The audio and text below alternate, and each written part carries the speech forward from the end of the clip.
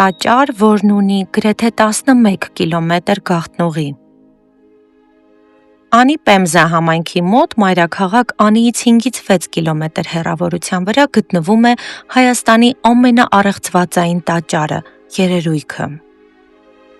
Այն թվագրվում է վաղ միջնադար, կառուցված է նախաքրիստոնեական Մեհյանի վրա։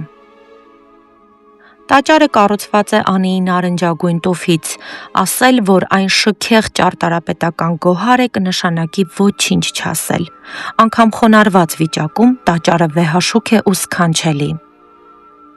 Երերույքի տաճարը հաճախ անվանում են առեղծվածային, քանզի փաստեր, մատենագրություններ գրեթե չկան։ Անվան ծագման մասին մի քանի տարբերակ է շրջանառվում. երերույք, այսինքն երկրաշարժից երերալ, բայց կա նաև տարբերակ, որ երերույքը կարող է արարել բառից առաջացած լինել։ Տաճարի տարածքում հայտնաբերվել են գերեզմաններ, ուր թաղված են եղել հիմնականում երեխաներ։ Կա կարծիք, որ դա կարող է լինել աղետի հետևանքով կամ որ երերույքի տաճարը նվիրված է եղել Սուրբ Հովհաննես Մկրտչին, որը շատ սիրված է եղել Հայաստանում։ Լինելով Հիսուսի մկրտիչը, գուցե մարդկանց պատկերացման մեջ թույլ է տվել այստեղ թաղել նորածին երեխաներին, որոնք դեռ մկրտված չեն։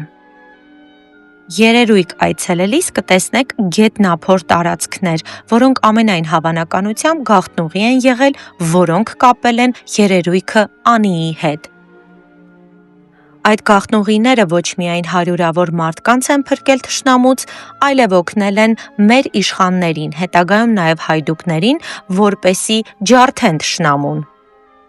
Կան տեղեկություններ, որոնք պահպանվել են ռուսական արխիվներում, որը գեներալ Չեռնոզուբովն է գրի առել, որ քարանձավներում պահպանվել են մանկահասակ որբեր, եւ ժամանակ առ ժամանակ ռուս բժիշկն է այցի գնացել սնունդ եւ բժշկական օգնություն տանելով։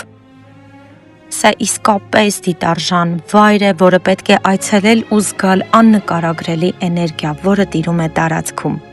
Այցելելիս նաև կբարկանաք տեսնելով վանդալիզմի հետքեր, որոնք հենց հայի ձեռքով են արված։